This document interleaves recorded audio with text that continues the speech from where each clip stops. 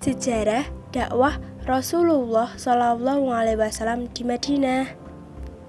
Bagaimana sih sejarah dakwah Rasulullah SAW di Madinah? Simak sampai habis ya. Kondisi kota Madinah dikenal dengan kota Yasrib yang berasal dari bahasa Ibrani atau Aram. Madinah dikenal dengan Madinah An-Nabi, kota Nabi, atau Madinah Al-Munawwaroh, kota yang bercahaya. Sebelum Nabi Muhammad SAW hijrah, kondisi masyarakat Yasrib terdiri dari suku keturunan Arab dan Yahudi. Suku yang paling kuat dan berani di Madinah adalah suku Aus dan suku Khazraj. 1. Kisah hijrah Nabi Muhammad SAW di Madinah. Latar belakang Nabi Muhammad SAW hijrah ke Madinah. Faktor atau latar belakang Nabi Muhammad SAW hijrah ke Madinah. 1. Pada tahun 621 Masehi telah datang 13 orang penduduk Madinah yang menemui Rasulullah SAW di Bukit Aqobah. Mereka berikrar memeluk agama Islam. Peristiwa ini dikenal dengan Bayat Aqobah pertama. 2. Pada tahun 622 Masehi ada 73 orang dari Madinah ke Mekah yang terdiri dari suku Aus dan Khazraj yang awalnya datang untuk ibadah haji, tetapi kemudian menjumpai Rasulullah SAW dan mengajak beliau ke Madinah, dan mereka berjanji akan melindungi Nabi Muhammad SAW dan kaum muslimin. Peristiwa ini dikenal dengan Bayat Aqobah kedua. 3. Wujud ketaatan Nabi Muhammad SAW terhadap perintah Allah SWT yang dijelaskan dalam Quran surat An-Nisa ayat ke-100. 4. Pemboikotan yang dilakukan oleh kafir Quraisy kepada Rasulullah SAW dan para pengikutnya Bani Hashim dan Bani Muthalib. Pemboikotan ini dilakukan mencangkup A. Melarang setiap perdagangan dan bisnis dengan pendukung Nabi Muhammad SAW. B. Tidak seorang pun berhak mengadakan ikatan perkawinan dengan orang muslim. C. Melarang kelas pergaulan dengan kaum muslim. D. Musuh Nabi Muhammad SAW harus didukung dalam keadaan bagaimanapun. Pemboikotan ini tertulis di kertas sahifah atau plakat yang digantung di dinding Ka'bah yang tidak akan dicabut sebelum Nabi Muhammad SAW menghentikan dakwah. Kronologi peristiwa hijrah Nabi Muhammad SAW ke Madinah. Suatu malam kaum kafir Quraisy mengelilingi rumah Rasulullah SAW. Rasulullah yang mengetahui hal tersebut kemudian memberikan kepercayaan kepada Ali bin Abi Thalib yang menempati tempat tidur beliau. Kemudian Nabi Muhammad SAW keluar rumah seraya membaca Quran surat Yasin ayat 9. Atas dasar keimanan kepada Allah, Rasulullah memberanikan diri untuk keluar, dan pada saat itu Allah membuat mata kaum Quraisy tidak melihat Rasulullah. Saat fajar tiba, para kaum Quraisy terkejut melihat Ali bin Abi Thalib yang berada di tempat tidur Rasulullah. Kemudian kaum Quraisy melacak jejak Nabi Muhammad SAW. Kaum Quraisy juga menjanjikan kepada akan memberikan 100 unta untuk siapa yang menemukan Nabi Muhammad SAW. Setelah Nabi Muhammad SAW keluar, maka beliau menemui Abu Bakar yang menyiapkan 2 unta. Kemudian mereka berjalan sekitar 3 mil dari Mekah hingga menemukan Gua Sur. Mereka singgah di Gua Sur selama 3 hari 3 malam.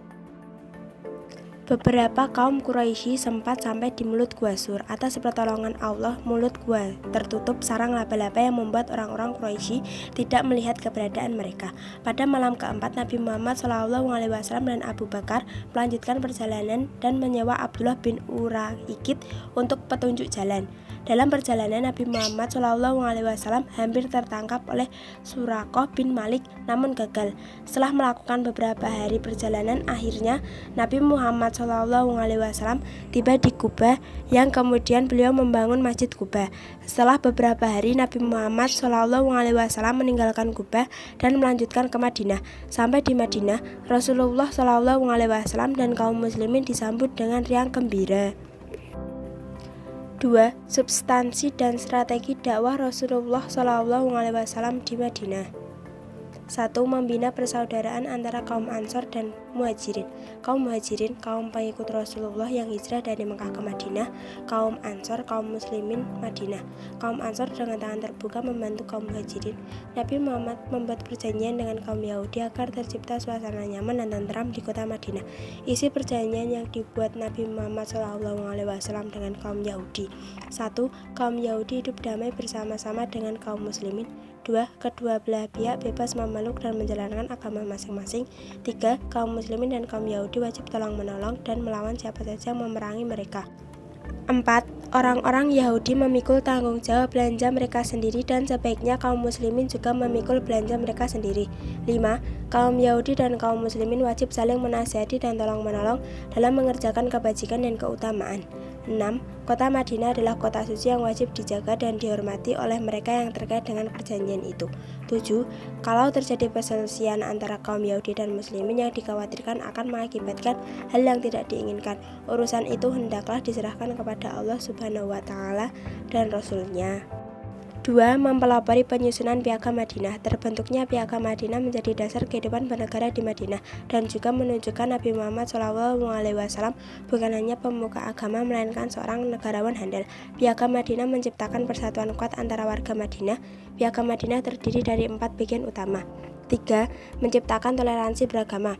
Awal dakwah Rasulullah SAW di Madinah, beliau menghargai pemeluk agama Nasrani dan Yahudi karena beliau mengedepankan ketenangan jiwa dan kebebasan bagi penduduk Madinah dan penganut agama non-muslim untuk berpendapat dan menjalankan agama masing-masing.